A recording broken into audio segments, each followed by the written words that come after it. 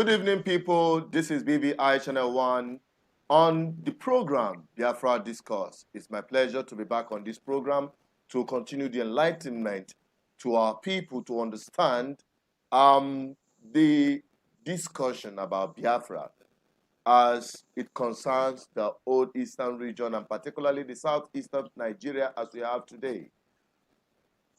We are talking about the war against the southeast, particularly since after the war of genocide in 1970.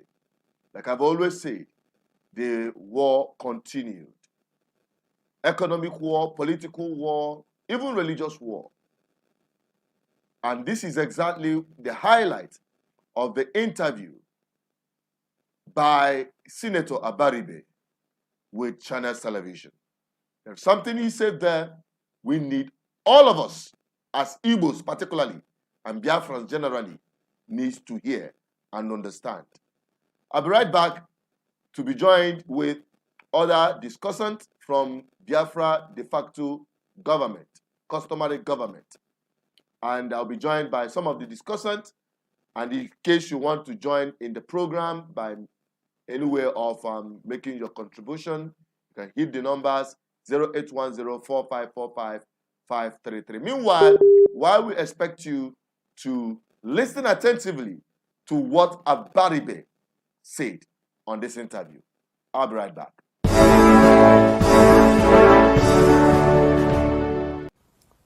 We see a situation where in the same country there are bifurcated treatments for the same citizens. And so, if you're from the southeast, first, you're denied access to national resources. Secondly, the southeast is a zone that is under siege by all the security formations in this country. Well, the reason they give is that the solution that IPOB has tried to implement was to secede. And no, I'm coming. The siege was there before IPOB. How so? From any time that you can go back from the end of the Civil War till today, if you go from the town of Onitsha to Ware and go from the town of Ware to Aba, you will get not less than 140 police checkpoints. Every 1 kilometer, there's a police checkpoint. What do? They're not checking for security.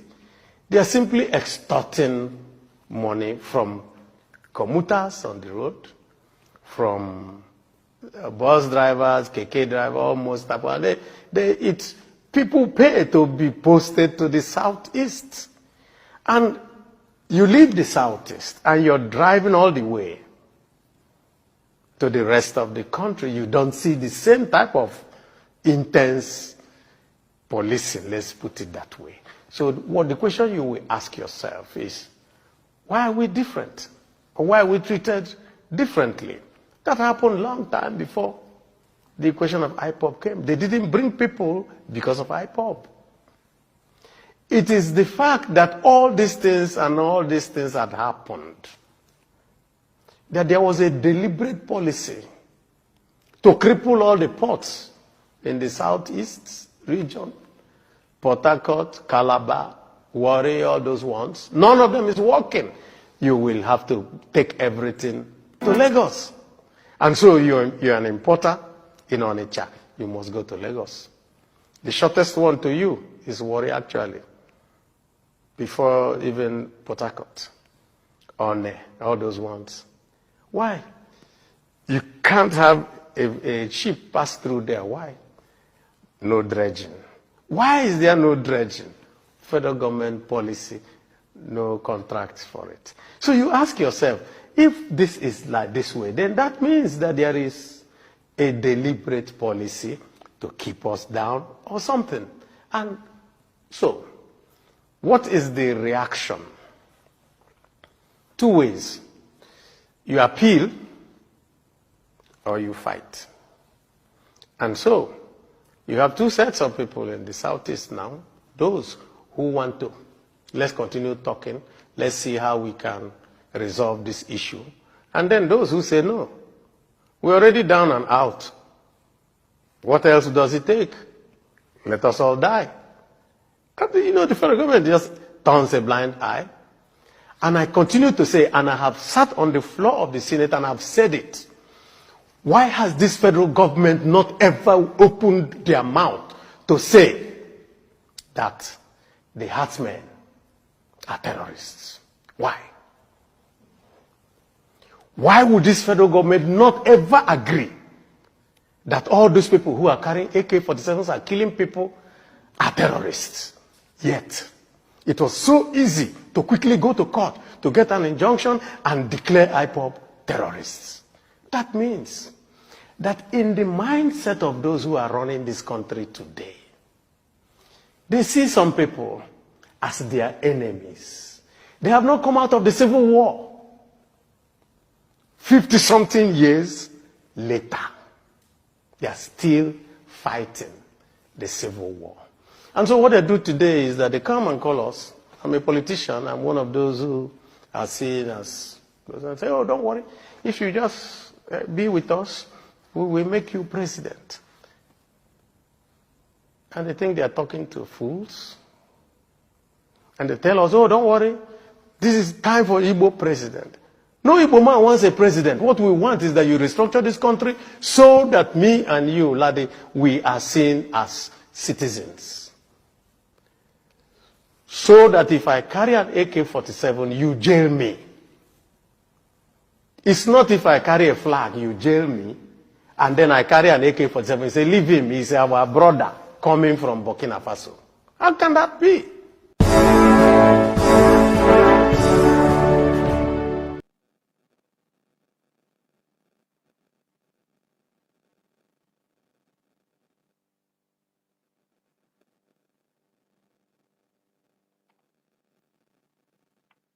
That is it. That is from the interview with Abaribe. And I can tell you, honestly speaking, it is explosive, precise, and right on target. This is the hard truth. We expect everyone out there to speak. And that is what you can only get on this platform, BVI Channel 1. It's my pleasure to bring in one of the discussants who is joining me in Ndubisi and Enugu on this program tonight to discuss this issue. Ndubisi, are you there? Yeah, Chinedu, I'm here. Good evening. Good evening to you. And good evening.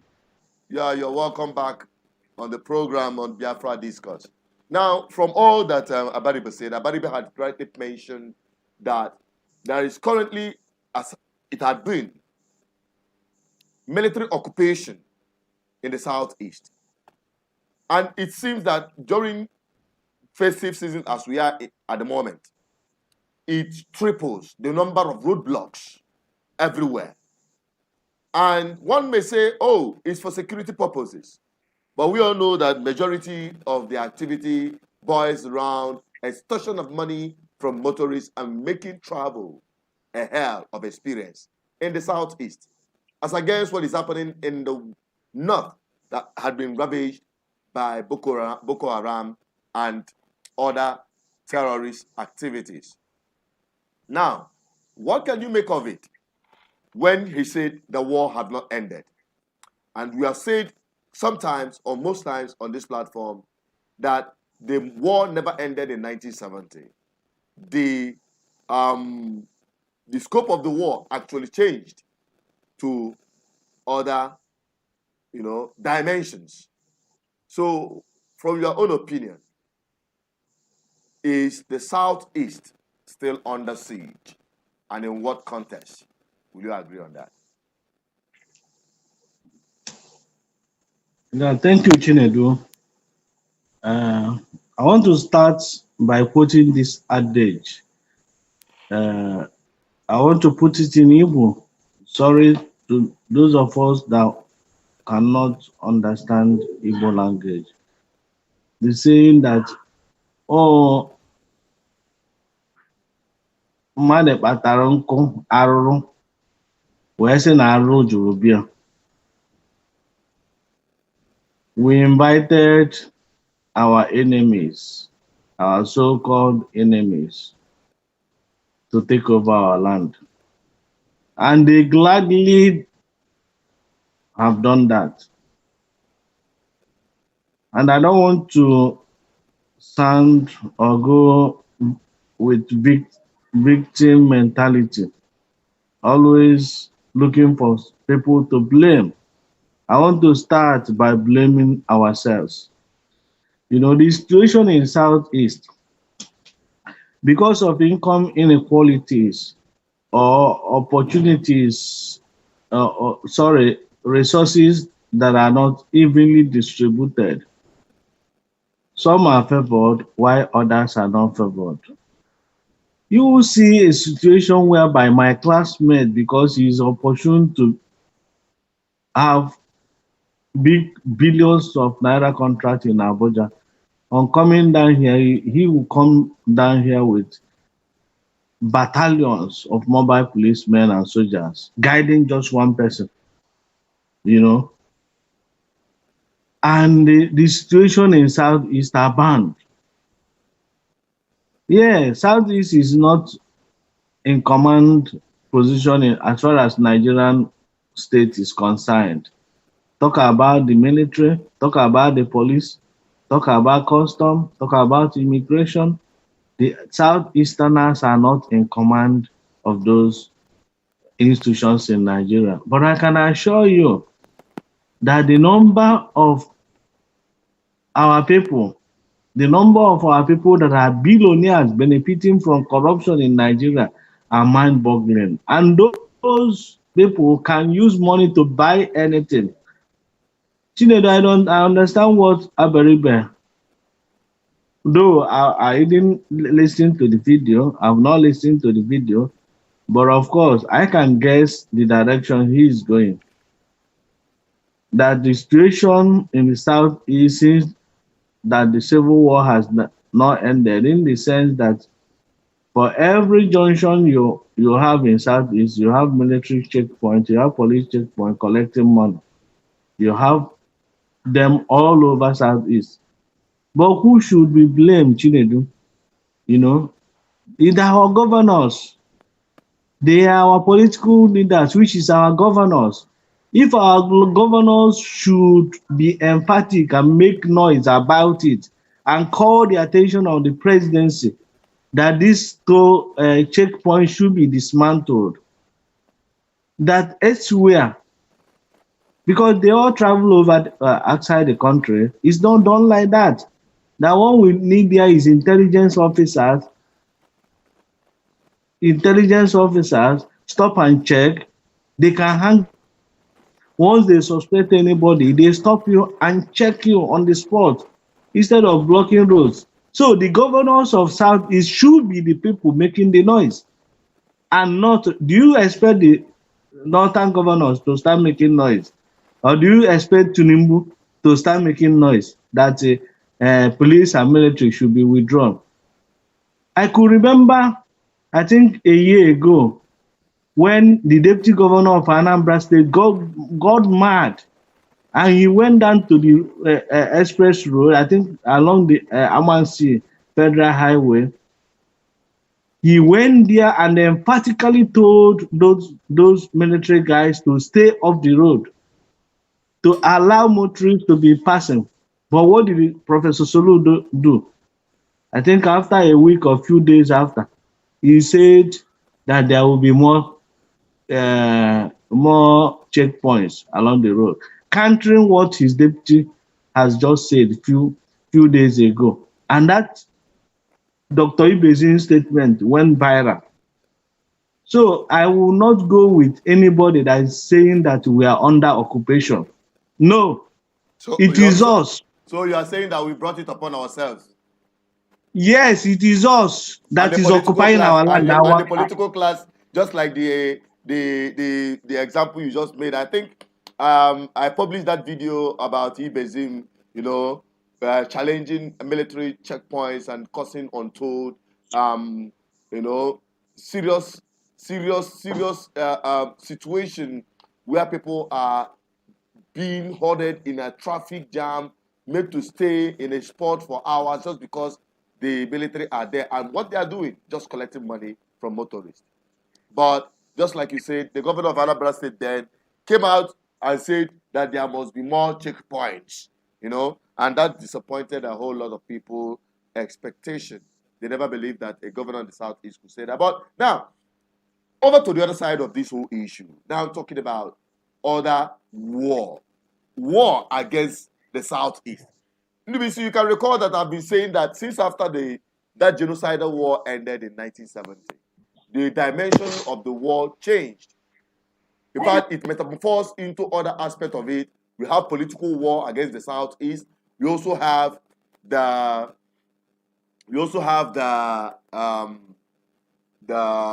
economic war against the Southeast. We also have, at some point, religious war against the Southeast, who are mostly Christians. And since the 1999, after they started what they call Sharia law or whatever, most of the people who are victims are Christians, and Christians living up north, most of them are from the Southeast.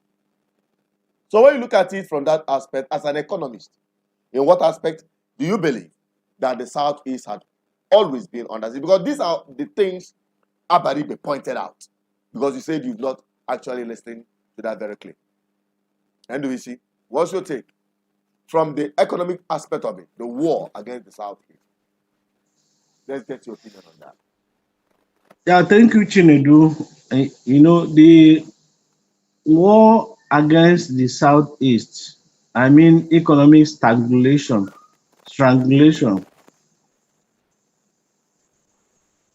is a fact. Nobody can deny it. Nobody, not even my friends in APC, who are telling me that APC government has been fair to everybody, trying to defend and justify it, or perhaps that this government, Tinubu government, will do justice to that, and he's an Igbo man defending it. So this is indefensible. I cannot defend it. There is economic strangulation. There is divide and rule, which is obvious, against the people of southeastern part of Nigeria. If you want us to start citing instances, we have always shouted, clamored, agitated, advocated for true federalism, for a merit-driven system,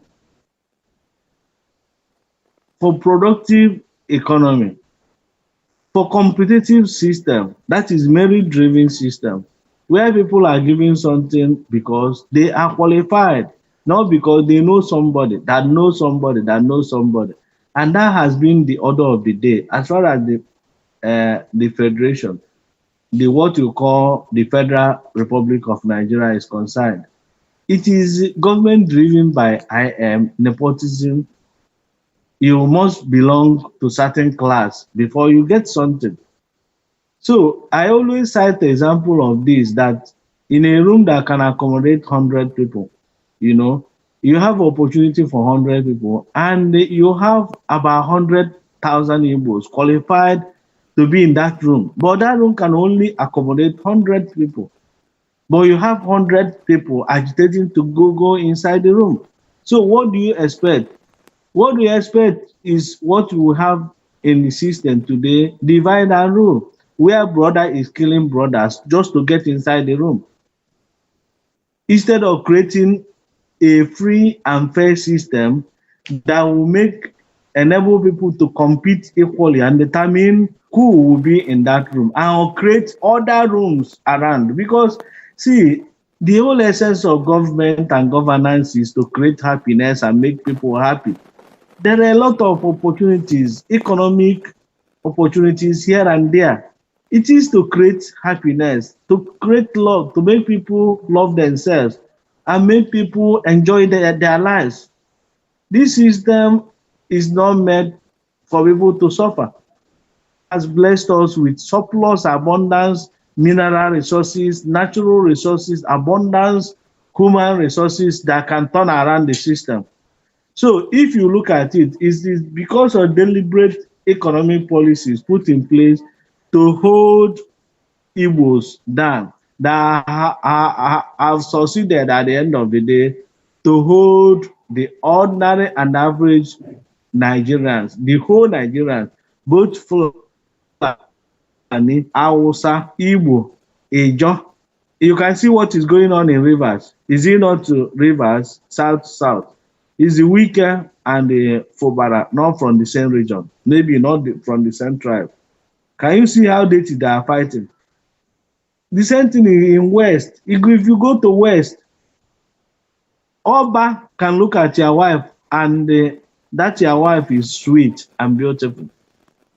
He can say, bros, I like this your wife. Oh. Before you know what is going on, the man will collect your wife. Because he is more empowered and more powerful to do anything. Maybe you're a civil servant, how much is that salary? 100,000. You can't service that beautiful lady. You will collect it. It is happening in Ondo State. It's happening in Ogun State. The same thing in Ada. If you go to Ada, in fact, you conclude that here is heaven. So that policy done after the Civil War to hold an average Igbo man down has succeeded in holding the entire middle class. If you have anything, I don't believe there's a middle class in Nigeria. I mean, the lower classes in Nigeria, the poor Nigerians, the average Nigerians walking on the street. Those policies deliberately put in place by the cabals, by the military cabals, political cabals in the West and in the North have succeeded in holding everybody down. One of them is monetary policy, financial system, where few people conspired against Nigerians to own a bank. They decide who to hire and who to give loan or who not to give. They set high standard that before an average man can get loan of 100,000, it will be like you asking you, Chinedu, to trek from here to Enugu. That is how difficult these guys have made everything. The same thing with EEDC, electricity. You know, there is for you to have a productive economy, you must have electricity. But you could imagine how they did their Ojoro, gave Emeka for EEDC, the whole of Southeast. Emeka, for what business does him as oil magnet? What business? K business somewhere to run an electricity company. But he is today in charge of that. If you go to EEDC office, you sympathize with the workforce there. How much is he paying them? Go to the office and look at the standard of the office. So, getting back to your question, Chinedu, it is still this divide and rule. They will use us, one of us that will massage the ego and serve them and empower them. The same thing the colonial masters did as at 1914. What did they do? All these merchant, the chief, what do you call them? Warrant chiefs. The warrant chief. They will come to community and empower one man to be the chief and take instruction from the white men against the locals. So if you're a local man, you challenge the authority, you will be arrested because they have superior power. They have gun power at that time. And we don't have such power. So the colonial masters have gone. Now you have our own brothers in charge of our territory. You have somebody like Emeka for holding all of us down here. Who gave him that license? He's working for some people in Abuja. Actually, Abaribe pointed this thing that you're saying out, you know, that they'll just take few of them and say, we are going to give you this, we are going to give you that. as long as you remain loyal at the detriment of your own people. I think he pointed that out. Now, for the sake of those who are just joining, who may not have followed the trend of time on what we're discussing this evening, we are talking about what Abaribe said during an interview he had with the Channels Television.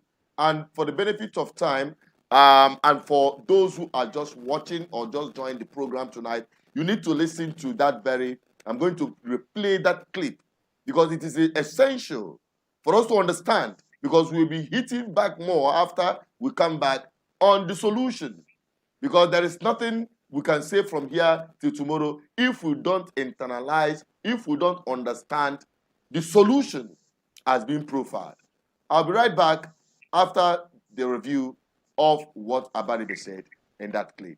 I want you to help me share this video to everyone. Everyone needs to share, to watch this video. Everyone needs to be part of this program. And if you want to air your opinion, you want to call, immediately after we come right back after the Abaribe speech, the clip, then you can call +234 if you are outside Nigeria, 0810-4545-533. That's the number.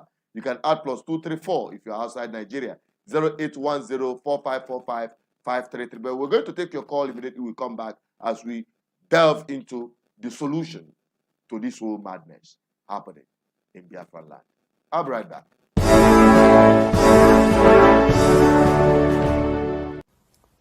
We see a situation where in the same country there are bifurcated treatments for the same citizens. And so, if you're from the southeast, first, you're denied access to national resources. Secondly, the southeast is a zone that is under siege by all the security formations in this country. Well, the reason they give is that the solution that IPOB has tried to implement was to secede. And no, I'm coming. The siege was there before IPOB. How so? From any time that you can go back from the end of the Civil War till today, if you go from the town of Onitsha to Ware and go from the town of Ware to Aba, you will get not less than 140 police checkpoints. Every 1 kilometer, there's a police checkpoint. What do? They're not checking for security. They're simply extorting money from commuters on the road, from bus drivers, KK drivers, almost. People pay to be posted to the southeast.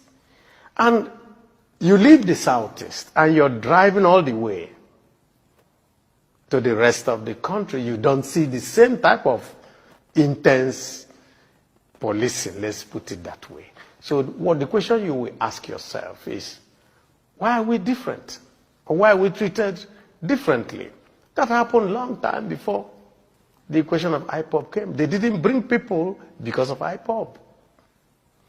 It is the fact that all these things had happened, that there was a deliberate policy to cripple all the ports in the southeast region, Port Harcourt, Calabar, Ware, all those ones. None of them is working.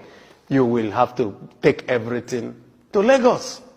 And so you're an importer in Onitsha. You must go to Lagos. The shortest one to you is Ware, actually, before even Port Harcourt, One, all those ones. Why? You can't have a ship pass through there. Why? No dredging. Why is there no dredging? Federal government policy, no contracts for it. So you ask yourself, if this is like this way, then that means that there is a deliberate policy to keep us down or something. And so, what is the reaction? Two ways. You appeal or you fight. And so, you have two sets of people in the Southeast now. Those who want to, let's continue talking, let's see how we can resolve this issue. And then those who say, no, we're already down and out. What else does it take? Let us all die. And, you know, the federal government just turns a blind eye. And I continue to say, and I have sat on the floor of the Senate and I've said it, why has this federal government not ever opened their mouth to say that the herdsmen are terrorists? Why? Why would this federal government not ever agree that all those people who are carrying AK-47s are killing people are terrorists? Yet, it was so easy to quickly go to court to get an injunction and declare IPOB terrorists. That means that in the mindset of those who are running this country today, they see some people as their enemies. They have not come out of the Civil War. 50-something years later, they are still fighting the Civil War. And so what they do today is that they come and call us. I'm a politician. I'm one of those who are seen as, and say, oh, don't worry. If you just be with us, we will make you president. And they think they are talking to fools. And they tell us, oh, don't worry. This is time for Igbo president. No Igbo man wants a president. What we want is that you restructure this country so that me and you, Ladi, we are seen as citizens. So that if I carry an AK-47, you jail me.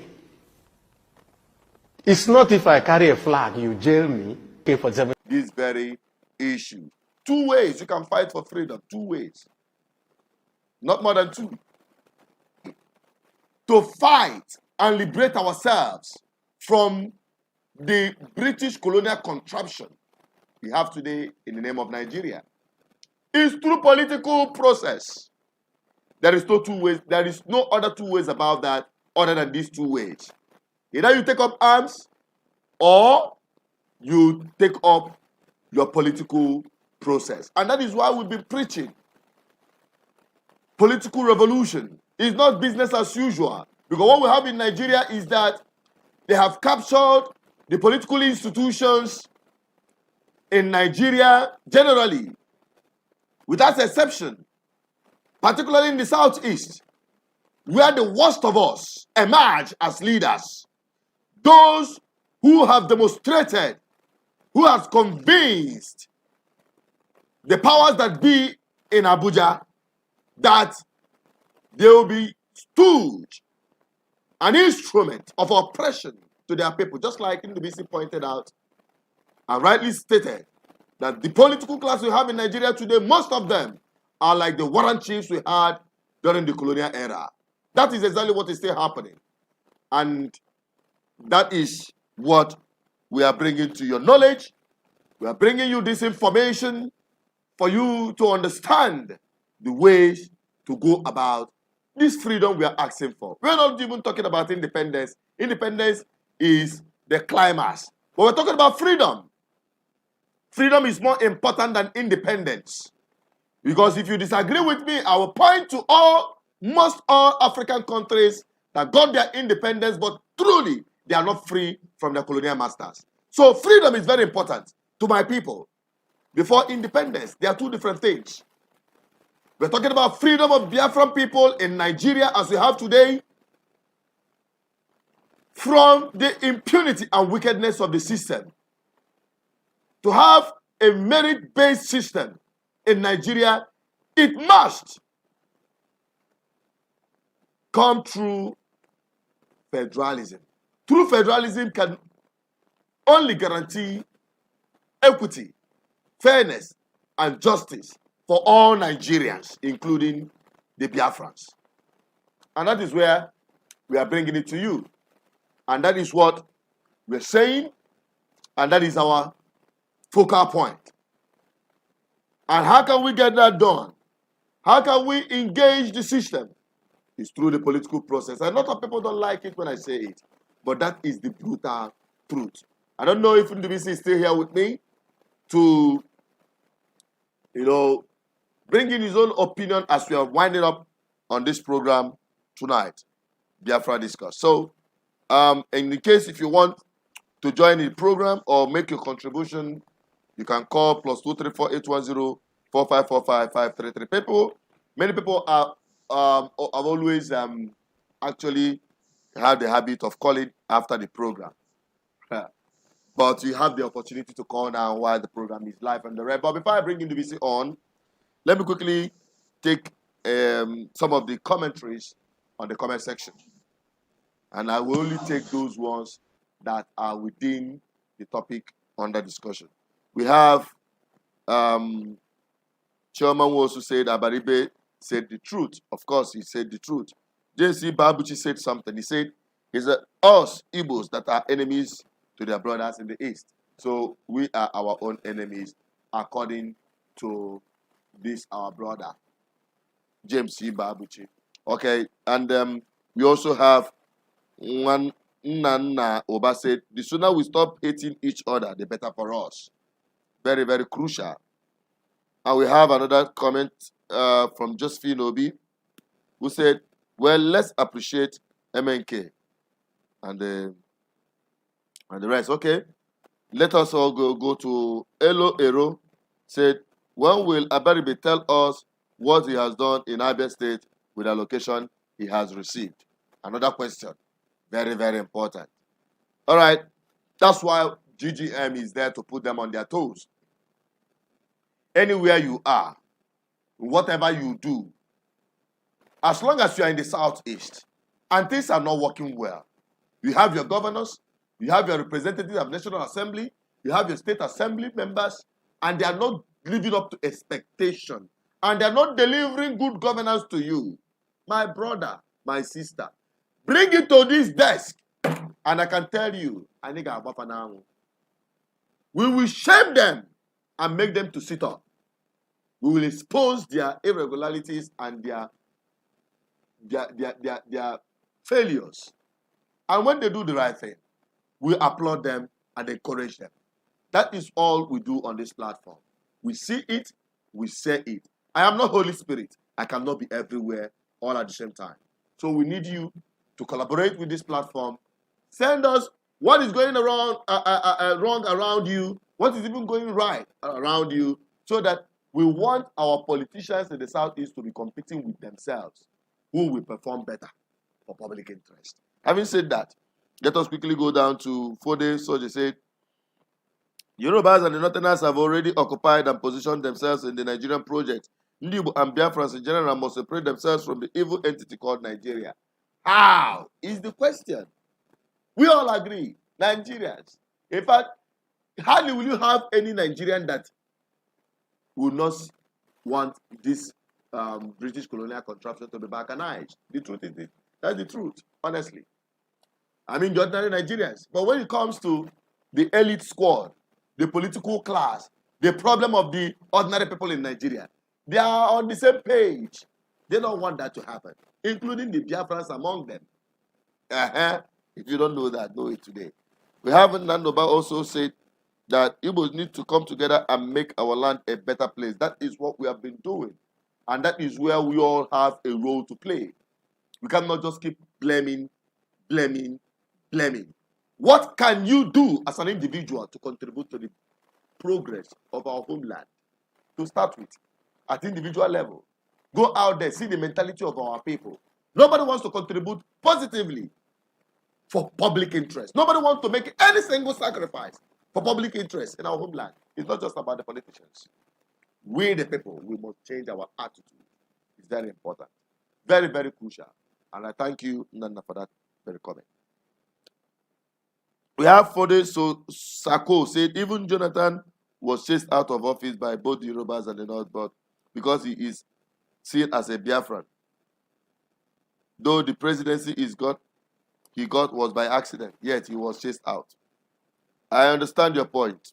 If Anyeze said, this is the man, Autopilot said he is Sabo, man defending his people or whatever. We don't We are not here for cloud chasing or this kind of talk. We don't want distractions. We are on this platform. We mean business. We mean serious business. Okay. All right.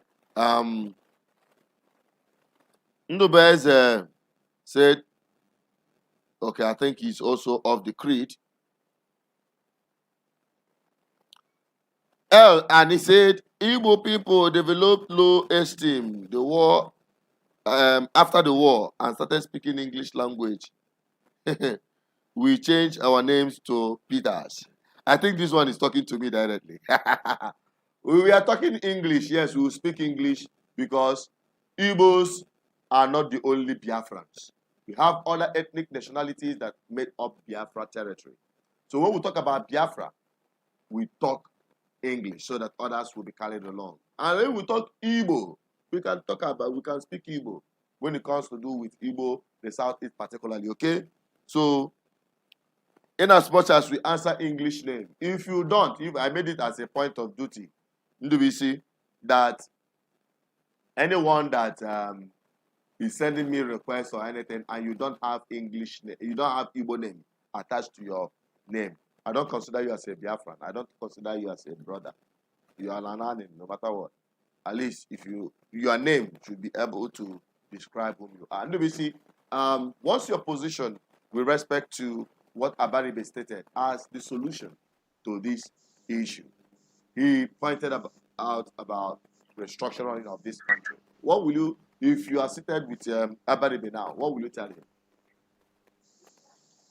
Yeah, yeah, thank you, Chinedu. You know, if I'm with Abaribe, just like I've sat with so many of those politicians, the question I will ask him is that you have opportunity to be in the corridor of power for the past 16 years or thereabout, from deputy governor, you've been there to House, the National Assembly for so many years. What have you done in terms of identifying the like-minded people like us in Anambra, in Abia, in Imo, in Ebonyi, organize them and start asking for the right system, restructuring Nigeria to regional government or dissolution of power, returning power back to the people as per the state, reducing the power in the center. The way Nigeria is like unitary system of government with baptismal name, Federal Republic of Nigeria. So I will ask Abaribe, what have you done? What noise? Is it, apart from going to channel or going to Arise TV to face camera, just like we are talking here, you know, what have you done? A real sense of it.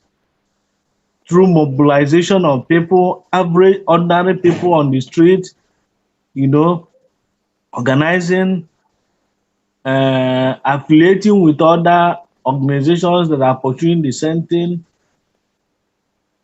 you know, what have you done? And I don't think Abaribe has done much towards that, instead of just speaking grammar.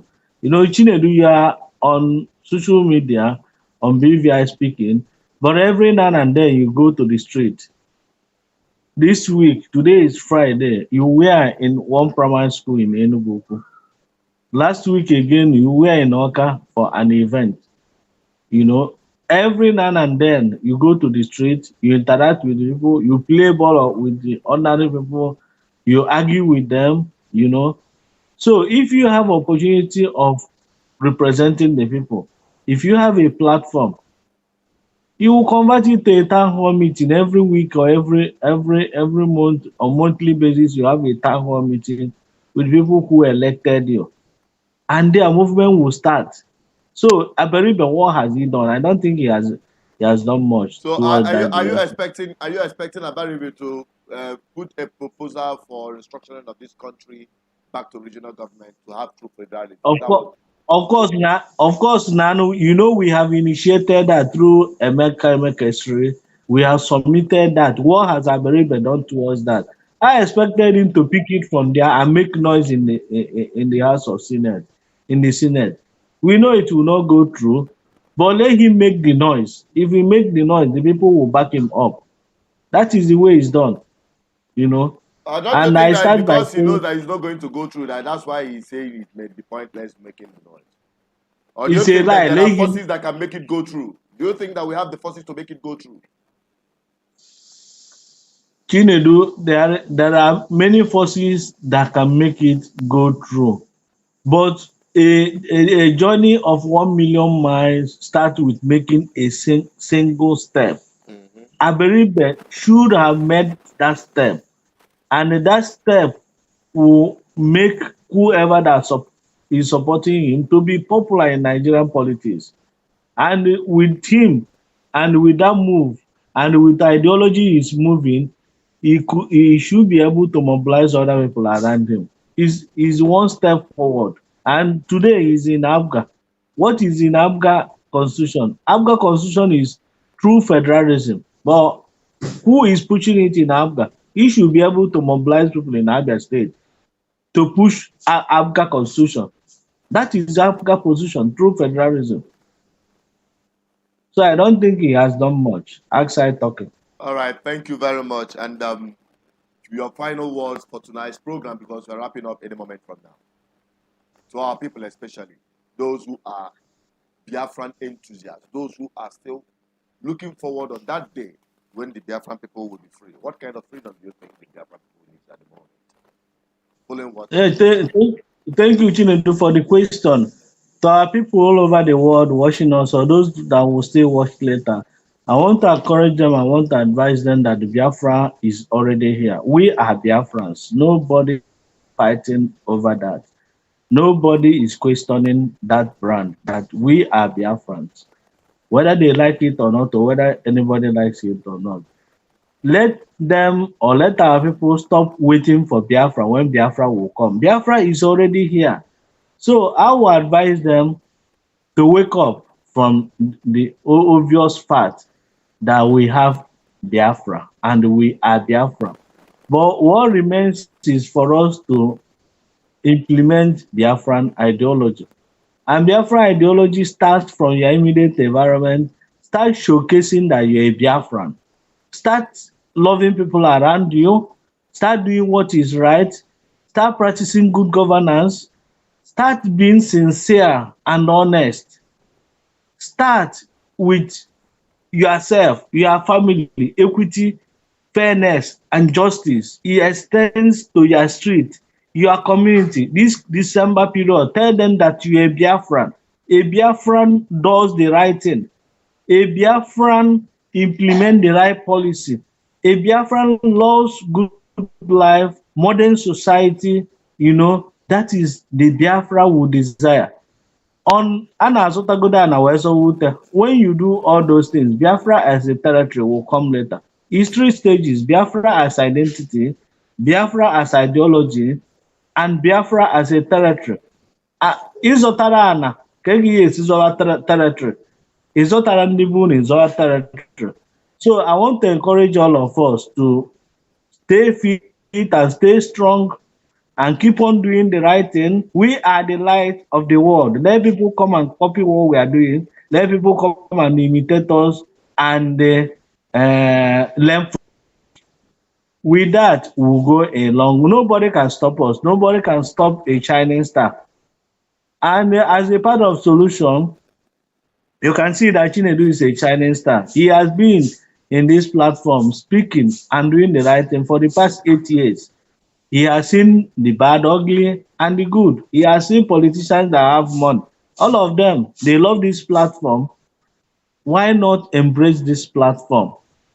If this platform can have 5 million subscribers, 5 million subscribers, who can stop us? If this platform can be supported by all the average and low-ranking people, suffering people, if they can see this platform as their own, who can stop them? If they say Chinedu will become the governor of Anambra State, who can stop them? If by January or February, all 1 million people go to INEC and collect their voters card, who can rig election against a popular candidate? Nobody can rig an election. When people say Ichinedu will be the governor of Anambra State, no amount of money can stop it. That is what I can assure you. And when Chinedu goes into government house, he can begin to implement the ideology of Biafra. Just like Fubara. Is he not wicked that made him governor? And today, people are protesting. Onye akpana agụ aka n'ọdụ, ọ dị ndụ ma ọ nwụrụ anwụ, ọkwa Nwike nwụtara ya nwunye n'oche afọ. Nwike tinyere ya, after 6 months, Nwike could not control him again. That is to tell you how powerful a governor could be, executive governor. That could tell you. Fubara enwere tenkobo, no Nwike na-akwụ ya ụgwọ as accountant of the state. But today he has immunity. He has executive power. So Biafrans should understand the power of electoral process, the power of the people. The power of people, anything. Jagaban is where he is because Nigeria being tribalistic. When you are talking on New Nigeria, the northern people are saying another thing. The Yoruba people are saying, it's our turn, you know.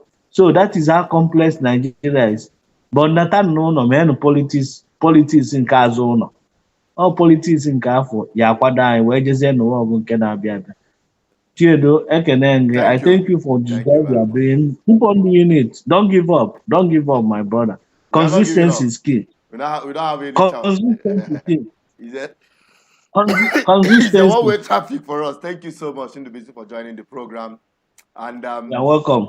And to our viewers out there, we appreciate you for participating in this program by watching. You can help us to share this video to everyone out there so that more people will get to see these videos and be properly informed. All right. And we also encourage you to subscribe in case you've not subscribed on this channel. Keep a tab with us, stay connected, and you'll be properly informed. We are not here for any sentiment. We are not here to give you propaganda, lies, to tell you the kind of lies that you would like to hear or the kind of things you want to hear. But we are here to tell you the honest, brutal truth. And that truth is what will set us free. Peter, I'm proudly Biafran as an indigenous person. Though we are still Nigerians as citizens, but that is still under contention because it was forced down our throat. But nevertheless, as we are still Nigerians, we the Biafran people we have the responsibility to make our lives better by ourselves, despite the challenges that we face in Nigeria.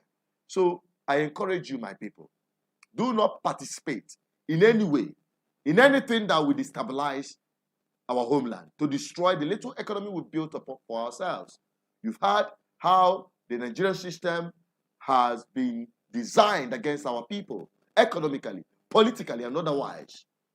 Well, we have the right, we have the powers and what it takes to fight for our liberation, for our freedom, economically and politically, beginning from our homeland. We can do that if we unite together as a force and expel the new warrant chiefs we have in our homeland in the form of political leaders. I still remain Associate Peters, the advocate for good governance. I encourage my people to keep watching, keep subscribing, keep sharing. Together, we will get there. Before I wrap up, enjoy your weekend and Merry Christmas for those of you who are celebrating the season. Bye-bye for now.